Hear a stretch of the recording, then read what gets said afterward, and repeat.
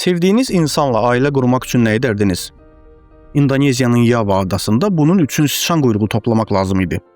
Bu zarafat kimi səslənir, lakin Yava adasında bir vaxtlar ciddi bir vəziyyət yaranmışdır. Məsələ bunda idi ki, ada gəmiricilərin çoxluğundan əziyyət çəkirdi. Sıçanlar əkinlərə ziyan vurur, yoluxucu xəstəliklər yayır və kəndlilərə ciddi şəkildə mane olurdular. Hökumət uzun müddət bununla mübarizə aparmağa çalışırdı. Nəhayət kimsə çox gözəl və effektiv bir təklif irəli sürdü. Ailə qurmaq üçün müraciət edən gənc nikahın qeydə alınması üçün 25 sıçan quyruğu təhvil verməli idi. Belə ki, evlənmək istəyən oğlan zəhmətkeş və ailənin qayğısına qalmağa qadir olduğunu sübut etməli idi. Bunu göstərməyin ən yaxşı yolu isə 25 və ya hətta bəzi hallarda 30 sıçovu məhv edərək sübut olaraq quyruqları təhvil vermək idi.